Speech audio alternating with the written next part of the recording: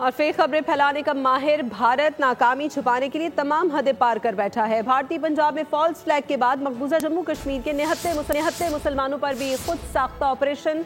भारतीय मीडिया चिल्ला चिल्ला कर झूठ बोलता रहा। सिक्योरिटी ज़राए ने किसी भी हमले में पाकिस्तान के मुलव्वस होने की तरदीद कर दी है।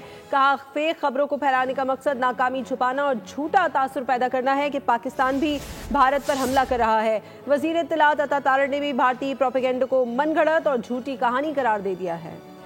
जंगी जुनून में मुब्तला भारत का गुरूर खाक, हजीमत मिटाने और नाकामी छुपाने के लिए नई चालें। भारत मुसलमानों और सिखों को जंग का ईंधन बनाने लगा। भारत ने पहले भारतीय पंजाब के सिख आबादी वाले शहरों पर खुद हमला करवाकर इल्जाम पाकिस्तान पर डाला। अब मकबूजा कश्मीर के मुसलमानों पर भी बमबारी करके इल्जामात पाकिस्तान पर डालने की साजिश की जाने लगी। पाकिस्तान ने तमाम कार्रवाइयों को भारत का टोपी ड्रामा करार दे दिया। सिक्योरिटी ज़राए के मुताबिक फेक खबरों को फैलाने का मकसद नाकामी छुपाना और झूठा तासुर पैदा करना है कि पाकिस्तान भी भारत पर हमला कर रहा है। झूठी खबरें फैलाकर भारत पाकिस्तान पर अपनी नंगी जारहियत जारी रखने का मुसलसल झूठा जवाब पैदा करना चाहता है। गोदी मीडिया भी चिल्ला चिल्ला कर झूठी खबरें फैलाने में मसरूफ। दावा किया कि पाकिस्तान ने जम्मू, सांबा, RS-पुरा और अर्निया पर ड्रोन और 8 मिसाइल दागे, लेकिन पूरा हमला भारत के S-400 डिफेंस सिस्टम ने नाकाम बना दिया।